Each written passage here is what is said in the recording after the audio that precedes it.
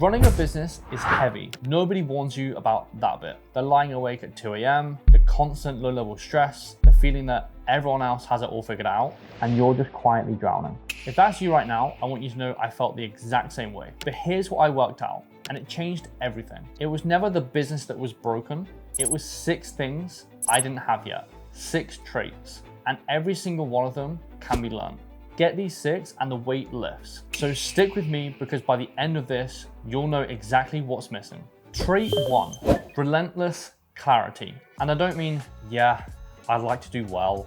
I mean annoyingly, ridiculously clear on exactly where you are going. Because here's what a fuzzy vision does to you. Every decision becomes stressful. Should I do this? Should I try that? You're pulled in 10 different directions and none of them feel right. But when your vision is razor sharp, decisions get fast. Because anything that doesn't serve that goal is an instant no. That's it. No agonizing. My whole business runs on one clear target. If something lands at my desk and it doesn't move me forwards, I'll bin it faster than you can blink.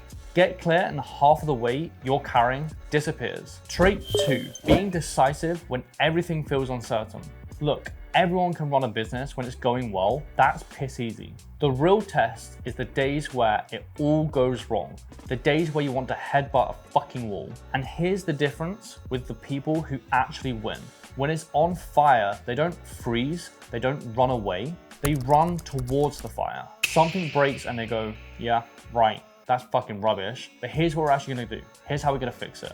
And it's fast, almost scary fast. Everyone else panics and hides, but if you want to go from struggling to actually being successful, you have to become the person who gets calmer and faster when it's absolute chaos, not slower. Trait 3, leadership. And it starts with you. Because you cannot lead anyone if you cannot lead yourself first. Nobody hires a fat personal trainer if you're skipping your own training, eating like rubbish, waking up late, cutting corners. Why would anyone trust you to lead them? So sort yourself out first. Then you're leading in 3 different directions. You lead your prospects through the sale because they need guiding to a decision.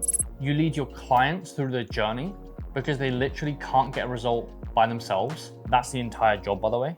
And if you've got a team, you lead them too, because the second you let standards slip, the whole team slips with you. Leadership isn't a nice to have, it's the job. Trait 4, they are obsessed with their numbers. And I don't mean Instagram likes, saves, engagement, none of that vanity nonsense. I mean the real numbers. What does it cost you to get a customer? What is a customer actually worth? And then what's your churn rate? If you ask me any number in my business, I'll fire it right back at you without even thinking because I know them stone cold. That's the level. Most struggling coaches have no idea what any numbers mean. They're just guessing and hoping.